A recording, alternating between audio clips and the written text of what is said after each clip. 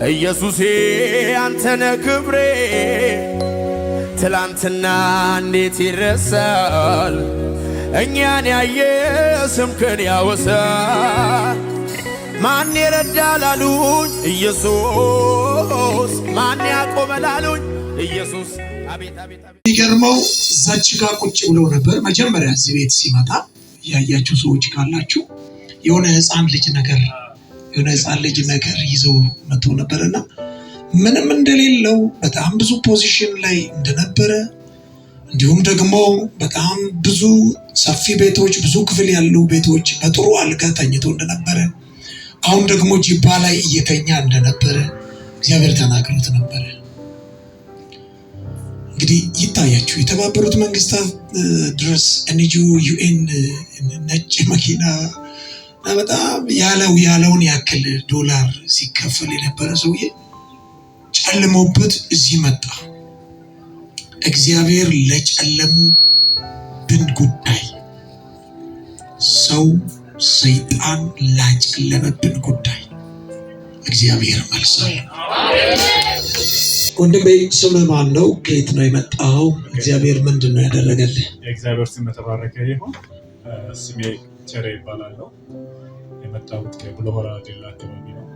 ቡሌ ሆራ እዛ አካባቢ ሲሰራ ነበር ለረጅም ጊዜ። የእግዚአብሔር ስም ይባረክ። አሜን። ለጌታ ክብር አጨብጭቡ አንዴ። ከሁለት ዓመት በፊት ከባድ ፈተና በእኔና በቤተሰቦቼ ደርሶ ነበር። ይህ ፈተና ከባድ ነበር፣ ቀላል አልነበረም። 15 ዓመት ያክል ነው ትዳርና በስራ የቆየሁት። የ2002 ግራጁዌት ነኝ ከዩኒቨርሲቲ።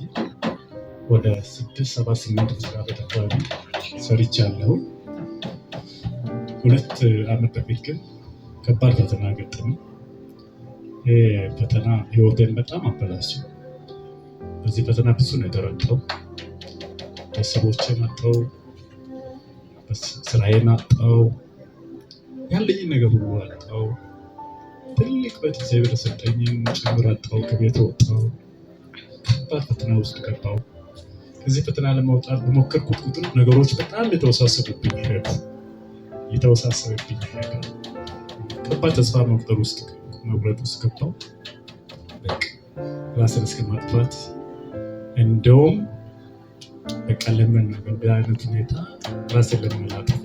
ራስን ደግሞ ሲያጠፋ ሌላ ቦታ ሆኜ እዛ ቤት ሄጄ ለማንም እንዳይሆን ሄጄ ራስን አጠፋለሁ ብዬ ሲባጎ ለከሽ የ200 ብር መንገድ ተጉዤ የሄድኩበት ጊዜ አስታውሳለሁ።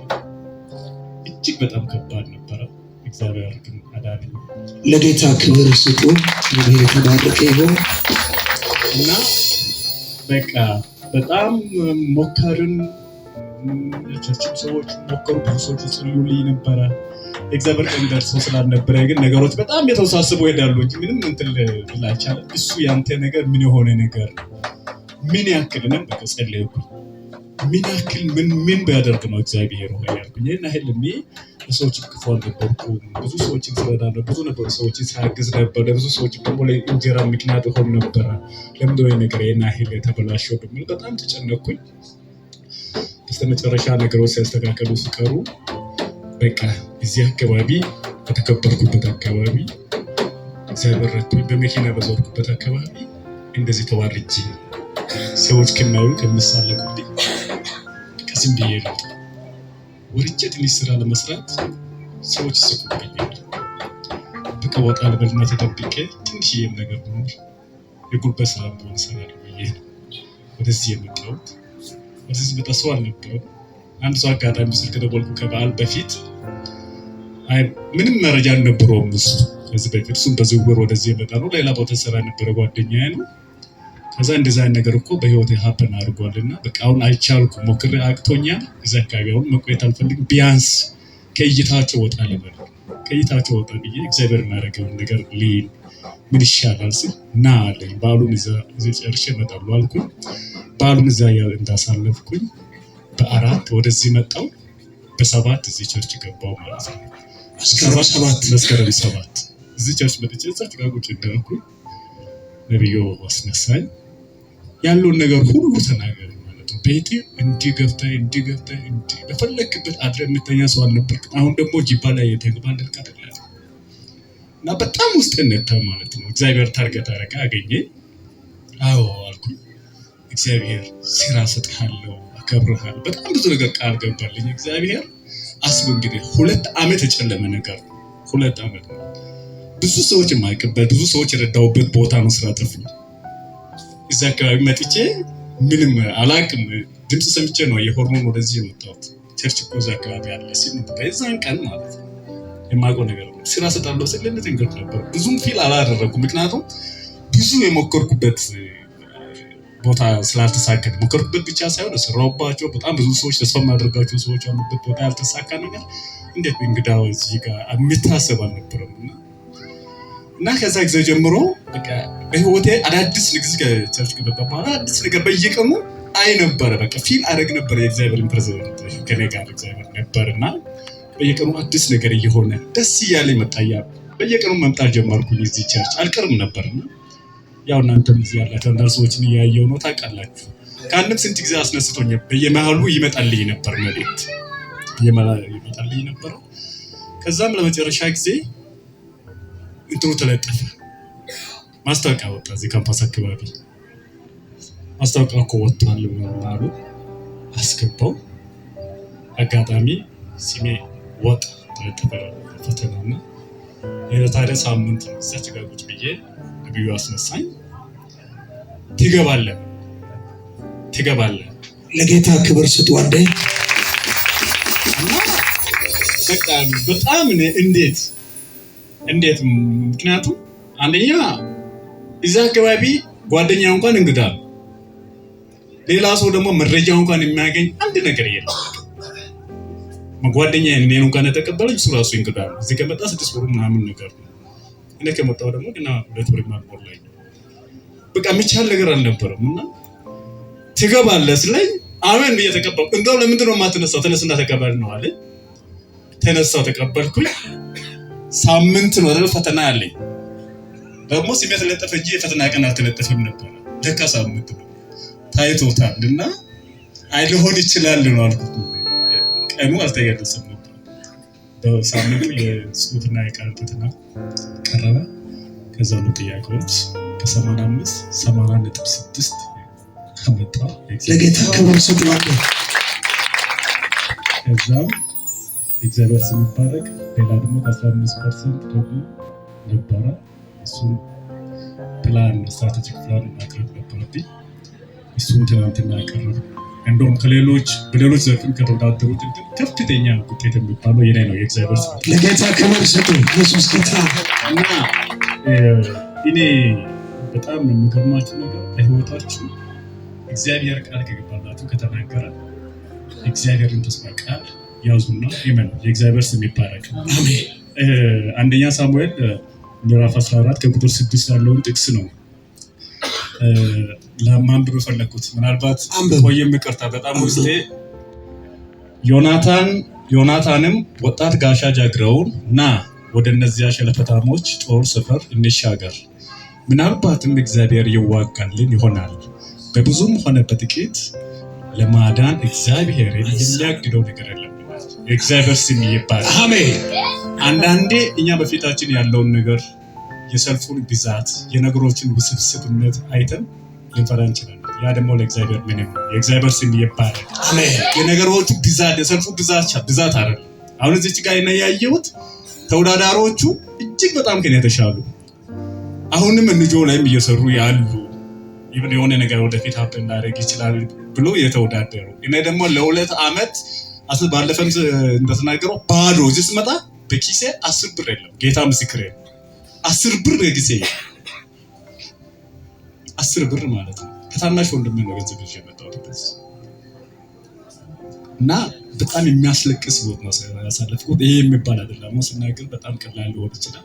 ሰው እንግዲህ እስከ ሱሳይድ የወሰደ ራስን እስከ ማጥፋት የወሰንኩበት ነገር ቀላል አይደለም እና የተባበሩት መንግስታት ሰርቻለሁ፣ በሌሎች ልጆች ሰርቻለሁ። ያሰራሁበት ትላልቅ ትምህርቶች ነው። በእነዚህ ሁሉ እንትኖች በትላልቅ ፖዚሽኖች ሰርቼ በቀን እስከ ማለት እኔ እንጃ $80 አቤል የሚከፍለኝ ወደ $1000 ደሞዝ የሚከፈለኝ በትላልቅ በዩኤን መኪና የሚንቀሳቀስ ሰው ነበርኩ። እዚህ መጥቼ በቃ ለመደበቅ በቃ የሆነ ራስን ሰርባብ ለማድረግ ቀለም መቀባት ጀመርኩ።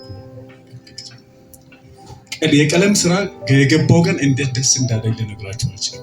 እግዚአብሔር ምስክር ነው። መጥቻለሁ እስከ እንትን ብዙም እንትን ሳልል እዚህ መጥቻለሁ።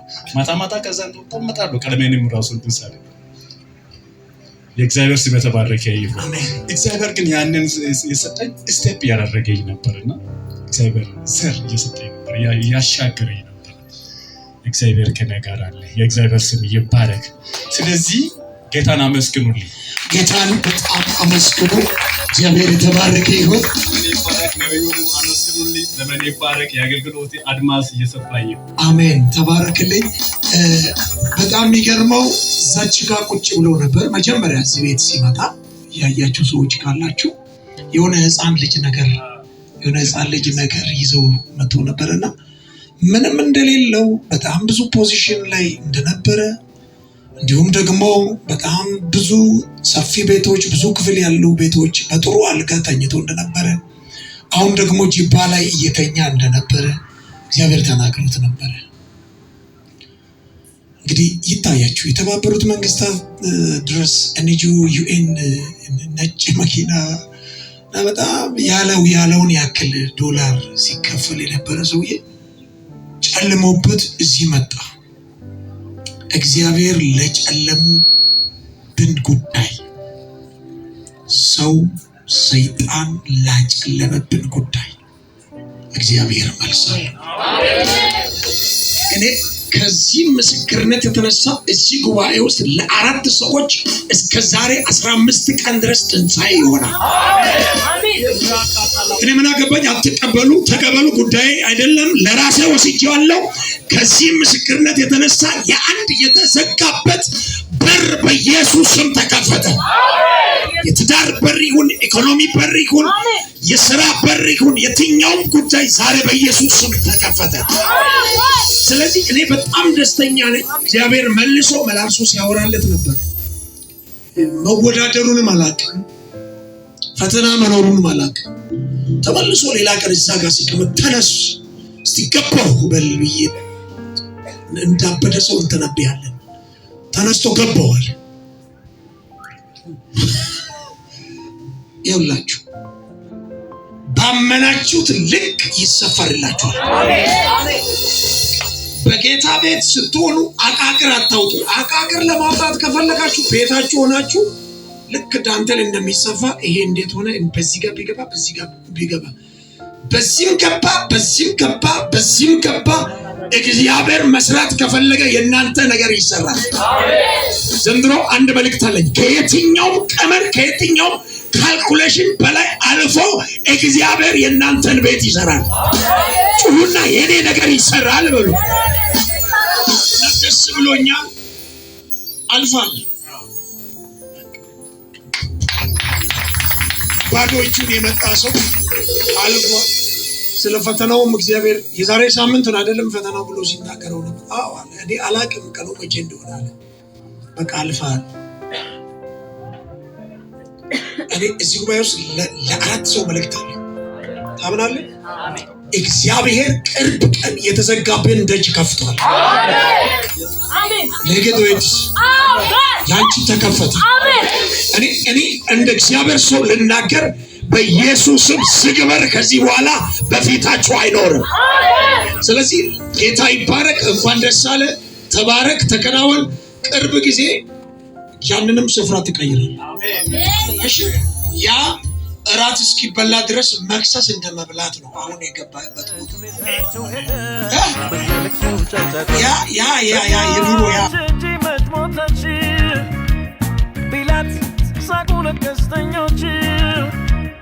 ጌታ ወደ ውስጥ ገባና ተነሽ አንቺ ብላቴና፣ በድኗ ልጅ ተነሳች፣ የጌታ ድምፅ ሰማች። ሙታና ቤት ሚሉት ኢየሱስ ያለ መድኃኒት፣ ሙታና ቤት የሚሉት ኢየሱስ ያለ መድኃኒት፣ ኢየሱስ ያለ መድኃኒት፣ ኢየሱስ የኔ